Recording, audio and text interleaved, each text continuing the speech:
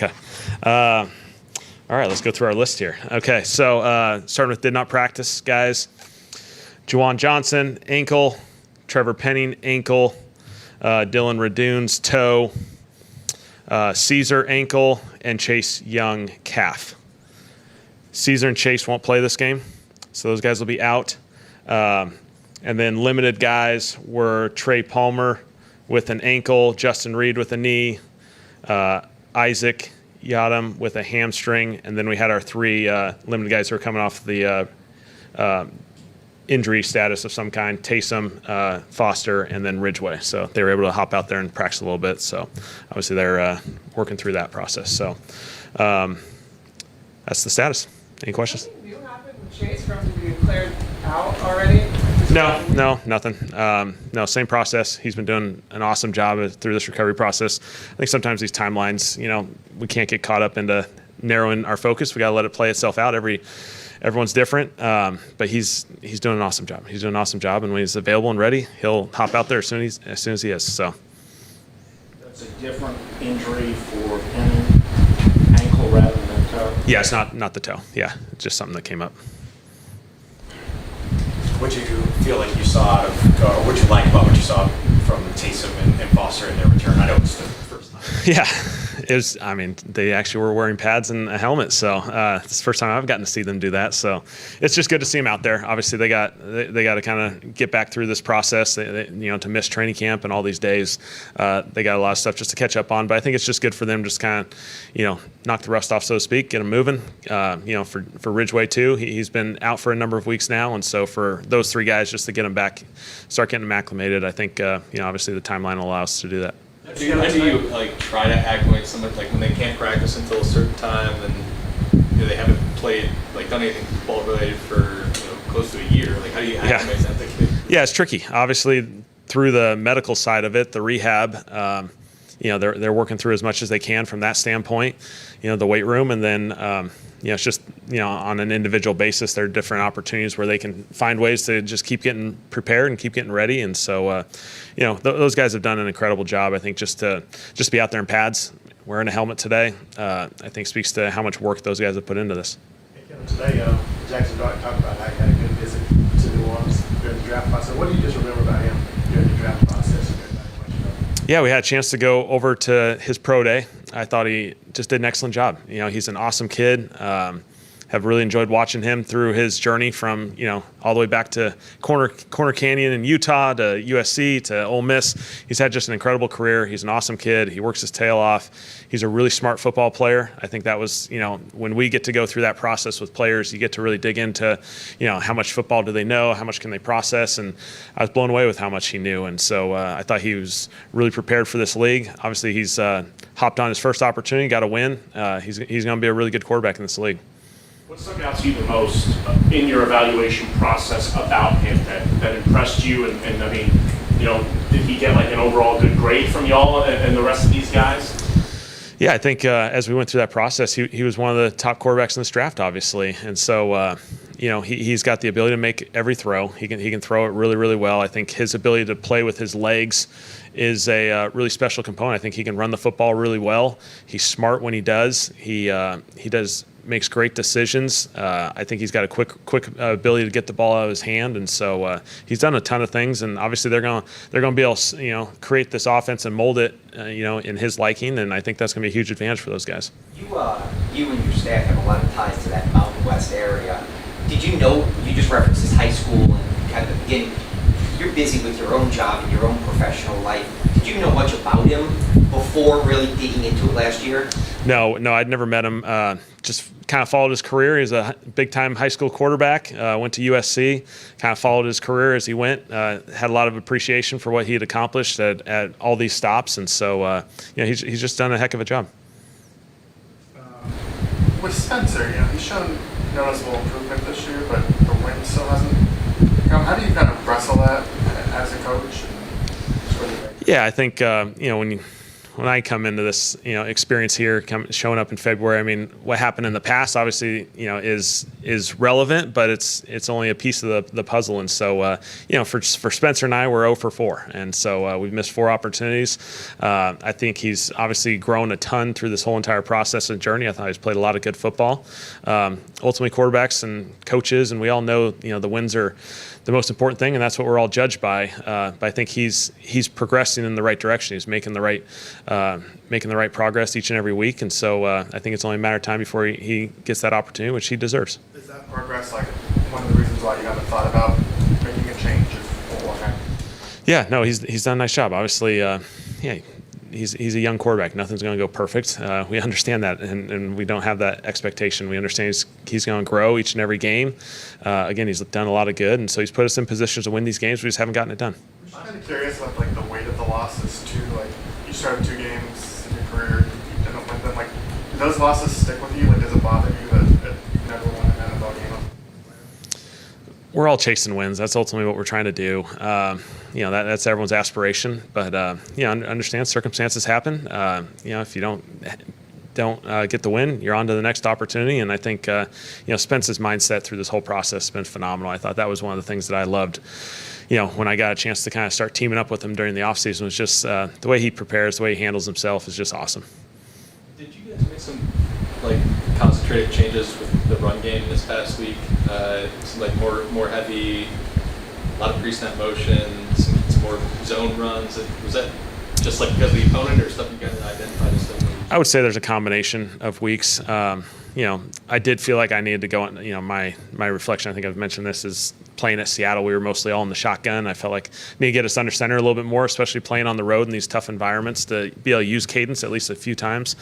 Felt like our guys, with the motions, we felt like a little bit of a game plan opportunity that we felt very good about. Felt like it was productive for us. I thought our guys ran the football well. Scheme-wise, I thought, yes, that game did present some more zone schemes, but I think at the same time, every week's going to present some different challenges, and you're going to have to play in some different schemes. But I thought there's a lot of positives we can grow on from that game. For Sheed getting involved in the run game too, like how much of that was emphasis of trying to get him the ball more just because of the deep shots? I think it's just complementary football. The way we're running the football, there's certainly some handoffs to the receivers in some of those actions that would provide us some easy yards, and hopefully we can get some positive yards out of it. If one of them pops into explosive, awesome. I thought it just tied everything together really well last week. It seemed kind of obvious, but is like your ability your desire to want to be multiple gap and zone scheme allow you to kind of be flexible depending on the opponent? Yeah, we understand every week's going to be different. They're going to present different challenges, and certainly from a outside zone perspective, we probably had a higher percentage last week, and there was obviously some positives there. So we recognize that, but at the same time, these guys got some really big challenges as well. These guys got premier edge rushers. They got one of the best interior players in our entire league. Structurally, they'll play a little bit different than certainly Buffalo did, and so it'll be a fun challenge for us. Looking at the scrambles, are there times do you kind of grade it as a kind of like good scramble or bad scramble? Is it based on the result? Like if there's a situation where there's a big play, you're scrambling, like how do you kind of weigh that? Yeah, there's going to be a couple parts to it. Obviously, the original play, the original intent of the play, and if it's if you have the ability to execute it, obviously we want to execute that. We don't want to take that for granted. But after that, really, it's about decision making in the scramble phase. Your ability to either throw the football or run the football. I think Spence has made some positives there. I think we've grown a little bit in this actual scramble phase as far as the pass game component of it. Sheed had one in our game where we ended up in a scramble, and he was able to get the completion on our sideline. That's an area we can keep growing, because I do think the best quarterbacks in this league, the best offenses, they utilize that scramble drill and create some explosive plays because of it. Are there plays where you wish you would stay in there a little longer? None that jump off the top of my head right now. I thought he used his legs really well. Especially on first and second down, there were some play action plays where we're trying to get those explosive opportunities downfield. Play a little coverage. There's a little bit of unorganized football going on with the rush, and he's able to find the void and make some plays. So I thought those were really positive plays for him. Kellen, with Taysom being so unique, you were going to have him available to work plays on the field in the offseason. Are you still trying to draw up things for him, or is his role just going to have to be limited by necessity since you didn't get those? I think it'll just be a process as we, kind of build it as we go. Obviously, he's got a lot of stuff just from a physical standpoint to get acclimated, and then we'll just see how it goes. And obviously, he's got a lot of stuff that he's done in his past. And he just plays a lot of other positions. He's a unique player. Certainly I've never coached a guy or been around a guy who plays this many positions. And so, I think it's really us just working together as we kind of build this thing in the future and put him in the best position to be successful. I apologize if we asked this before. Does he have a primary position for you? Tight end or quarterback? We put him as a quarterback because that's obviously what most of his career he's been positioned as, because obviously he's got a lot of experience there, and so within that he obviously plays a number of other positions, and so I think where he's listed as a starting point and where he goes is every single week, as we all know. You have 21 days to work with it, but Yeah. do they have a shot at playing? We'll see. I mean, these guys came off of ACLs, knee injuries. It's been a long road, and so I'm excited just to see him out there playing football. And we know there's a process with this. Special teams still a possibility for Jason? Yeah, certainly that's always been a portion of his role, and so obviously there's been a lot of positives because of his ability to play on that. And so, again, this is going to be a thing that we have to go through this process. This is his first day out there in pads, since December. And for Foster the same way. Did Trevor avoid kind of that high ankle sprain? We'll just kind of see how it all progresses. I think he's trending well. Hey, Kellen, this is the first game that you've been favored in. Does that sort of increase the sense of urgency for this game? No. I really haven't thought about that one bit. So, yeah, I think obviously our guys know we've made some progress. I thought there was progress made last week. We didn't get the ultimate job done, but I thought there was progress. I think our guys should have confidence coming out of that game in Buffalo that we're close, and obviously the opportunity to present ourselves to go play against a really good team, Giants. They just beat a team in the Chargers who everyone thought was one of the best teams in this league, playing as well as anyone, and they were able to come out and play those guys really, really well. And so that's the NFL. Every week's going to be a fun challenge. I know you were very complimentary of Jackson, but how much of an advantage comes with playing against, a rookie QB that's only made one NFL start, his first road start? I mean, how much of an advantage can be put into that? Yeah, I think it's just the element of unknown more than anything. Their style, the way they play on offense is going to evolve over the next few weeks just because, his first game, they're going to get him settled in, and then they're going to be able to add different tools and pieces to his game. And so I think the mystery of it is a little bit more of a challenge than anything. I think he's going to make some really good plays. He's going to make some explosives. Like any young player, they may make a mistake. He'll handle it. He'll handle it really well. This guy's wired really, really well in this league, and so it's going to be a challenge for us. Look at Simpkins in a couple of really difficult environments where you've seen from him. Yeah, we liked him coming. He showed up through training camp, through preseason. He's just been a really steady player. He's played in some challenging circumstances the last 2 weeks. He's handled it, in my opinion, really well. And if he's called upon, he'll be ready to go and play at a really high level. This defenses play Rashid like differently than last year. I know you talked about the lack of explosives before, but just the way that they're paying attention to him. Yeah, I don't know. I think something certainly we haven't had the opportunities downfield. The true deep goes, the deep posts, those opportunities. And I think we're still chasing them. And when they're there, they'll present themselves. And so we just got to give ourselves more opportunities at it, and we'll just see how it all progresses. But she's done an awesome job. He's playing really well. What are the pros and cons of play action from shotgun versus under center? What's the difference between the two?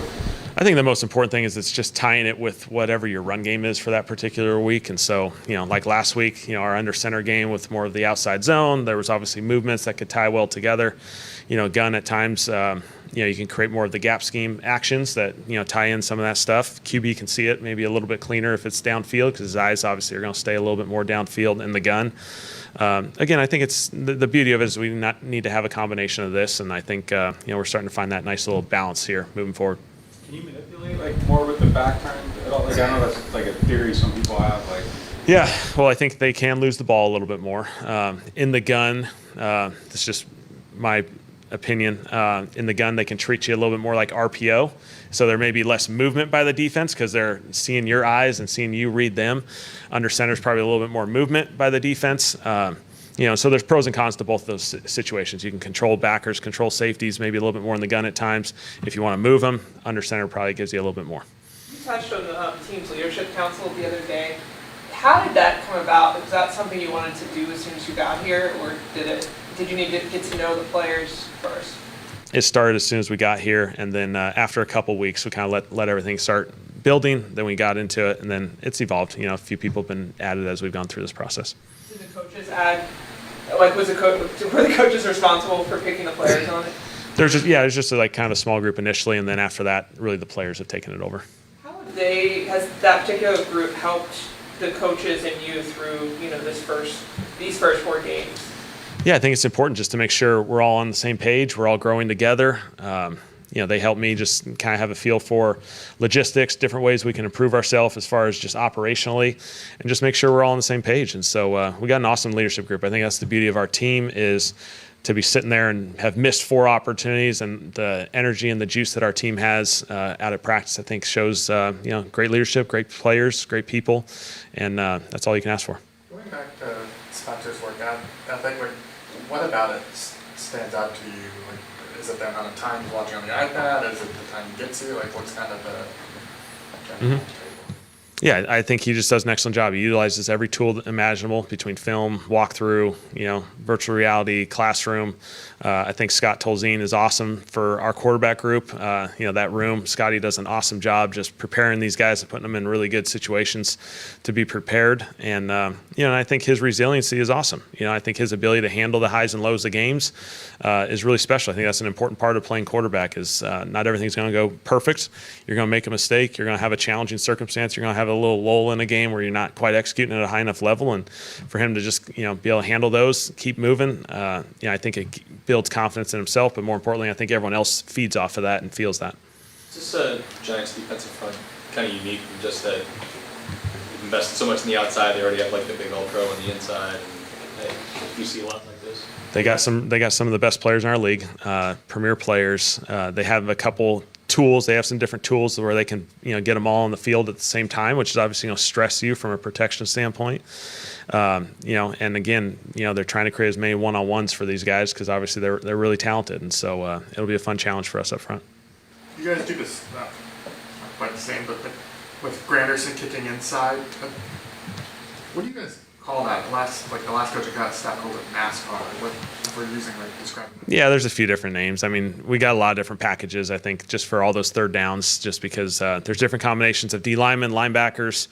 I think that's the fun thing that our defense enjoys, when you get in those advantageous situations, to be able to play, some different guys in some different positions, create matchups, I think is a huge advantage. Grando had that great rush from inside over the guard against them. The play before Cam makes the play off the edge. And so, we're starting to get there. Yeah, there's a bunch of names, so yeah.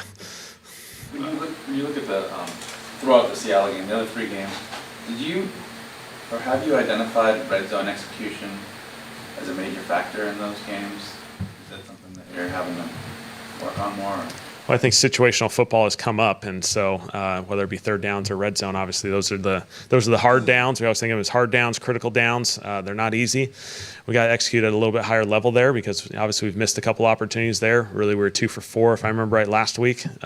Seattle, obviously, we weren't able to handle the situations early, and then it got away from us. So, just to do due diligence on Chase, because the timeline's difficult. Is IR consideration at all? And no, we're fine roster wise. So he's doing everything he needs to do. What goes into making that decision? Not specifically around Chase, but just using the IR slots, knowing that they're limited, looking at your roster. What all do you have to consider? Yeah, there's only so many spots. I think you nailed it. There's only so many spots and ways to get people back. You want to be careful about how many of them you use early, and then because you're going to stress your roster then later in the year. And so we have a couple options available to us right now that could potentially come back if we need to at some point, and then it gives us the flexibility as we go. Again, I don't think we've been constrained from a roster standpoint with Chase's situation. We've been able to activate guys and play with the roster a little bit to get the roster that we need, and so I think we do an excellent job with that. So when you're making that decision with any individual player, you're taking into consideration the entire roster, and if the entire roster is in good shape or not. There's an evaluation to be done. Yeah, I mean, we have to have inactives every week, and so we understand that sometimes it doesn't have to be just healthy inactives. That you can have a guy sit there if the opportunity presents itself. We feel like everything else is in a good situation, and so we've allowed time to kind of play itself out here, and we've been just fine at the edge rush. I kind of had maybe like a quick philosophical question here. You've been exceedingly positive, like talking about Chase is doing an awesome job in rehab and Spencer and like the opportunities and being close. Are you maybe organically just this positive, or because you all are in a little bit of a reset, it's more of a focus to remain positive and kind of create that positivity? I think just as you go through an NFL journey, there's highs and lows. And for everyone, we go through that and we correct all the things that go wrong, and we certainly embrace all the things that are going well. And so, I think that's the only choice we have. The only choice we have is to keep growing, to keep getting better, start creating more and more habits that are going to lead us to winning. And so those are the things that we can control. The things that we've not done well enough that or games we've lost, those are all behind us. We all get to learn all those lessons. A lot of them are tough lessons, but we get to move forward, and that's what the NFL is. It's not easy. It's not always the fun goody two shoe type moments. There's a lot of challenges, and our guys just got to keep being resilient and keep moving. So, yeah. Similar to that, the offense in particular looked so much. There were a lot of things that were different in week 4 than what we saw in week 1. You kind of precluded that. You mentioned that before we even got to it and everything. But I'm just when it comes to the idea of evolving in offense and changing things over the course of a year, changing things that aren't working, is that something you're just comfortable doing no matter what, even though we're used to people having a system that they want to run? Or like, where does that come from? I think you have to go through that every single year. I can't think of a year where we don't evolve and become something as the season goes on. And I think that's, schematically, that's roster-wise, that's player-wise.